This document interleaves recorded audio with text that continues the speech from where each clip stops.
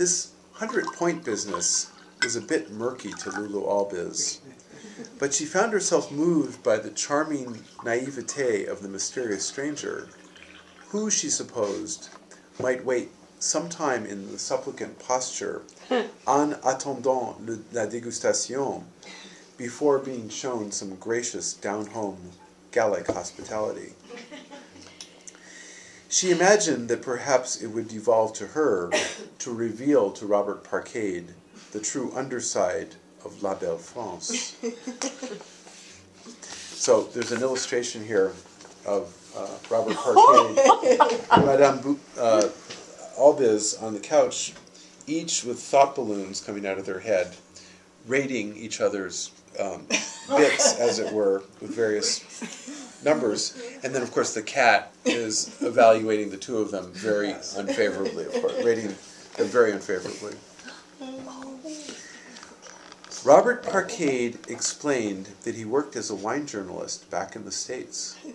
His special interest was the numerical exegesis of wine, capturing its spirit in the hard analytic data: pH, Brix, TA, VA, alcohol, residual sugar, extract, rendement, and most important, overall score. I find it is just so much more convenient to refer to a particular vineyard by its numerical coordinates, he volunteered. Those French names are so difficult to pronounce. My method is a real time saver. The heretical idée advanced by Robert Parcade seemed very strange and a little bit dangerous to Lulu Albiz, who had been brought up to consider wines by the old-fashioned but now outdated criteria of finesse, balance, and typicity of terroir.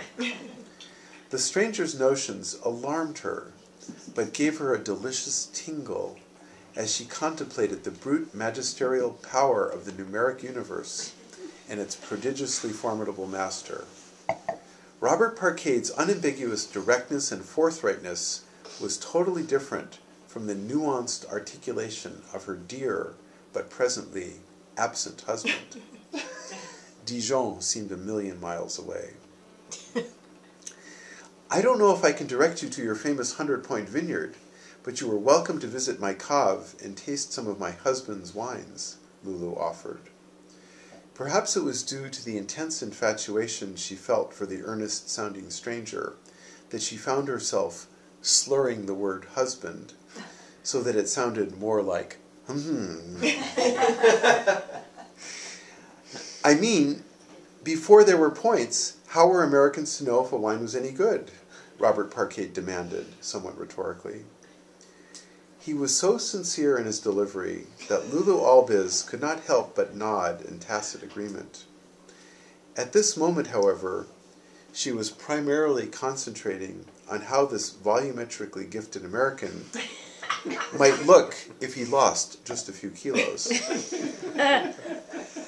Lulu led him through the courtyard, down a set of ancient stone steps, and they entered together the portals of the musty and venerable cellars of Maison Albiz.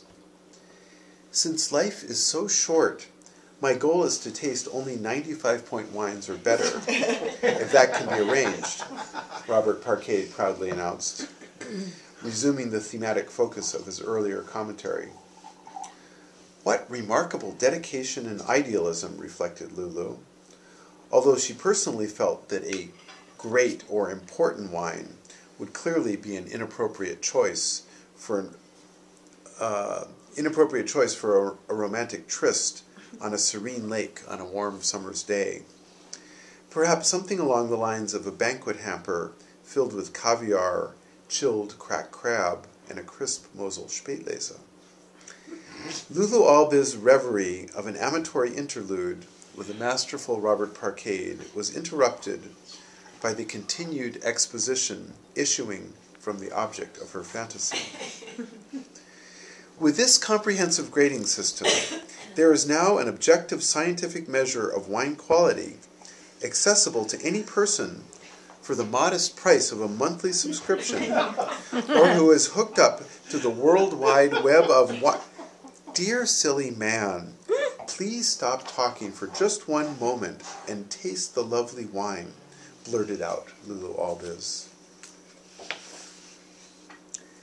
She masterfully withdrew a barrel sample of the precious vinous potion of Romany County, proffered it to Robert Parcade, and when they had each tasted a generous gulp, was emboldened to ask him if he thought it might perhaps be a little hard.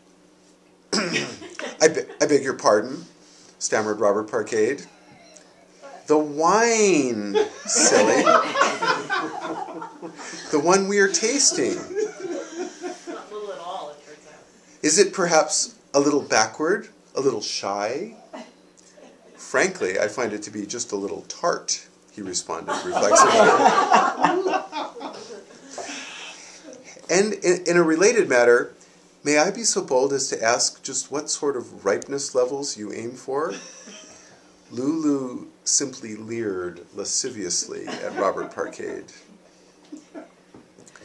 The moist old stone walls of the cave's cloistered vault seemed suddenly to impinge with claustrophobic propinquity on Robert Parcade, enometrician manqué. He had traveled such a long way to experience the spiritual fulfillment of vinous perfection, and now found himself confronting a set of data points that no quadratic equation could possibly describe. He was hopelessly derailed in a place where the statistical matrices did not run.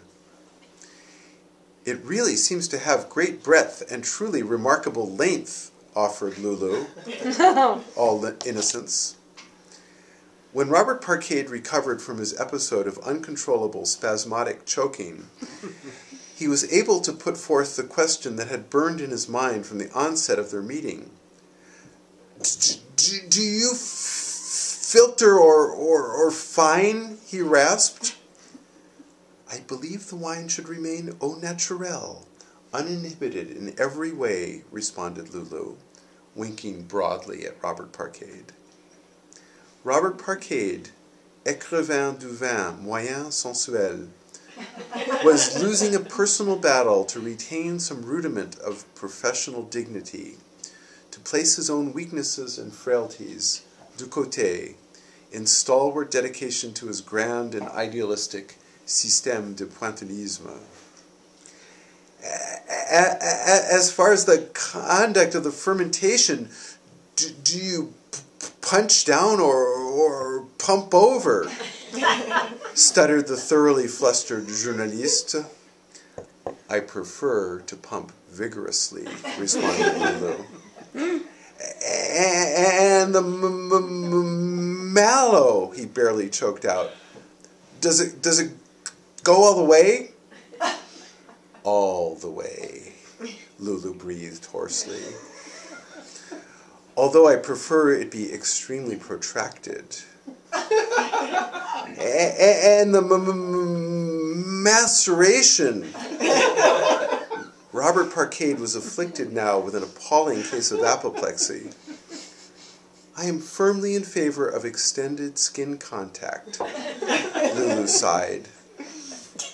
Robert Parcade was now beyond all critical thought, beyond synthetic or analytic reasoning, beyond any systemization, assaying, grading, rating, or ranking, beyond quantitative or qualitative analysis, far beyond the assignment of point scars, aware of nothing but the cicadas buzzing in the distance.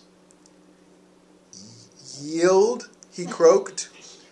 "Yes, oh yes."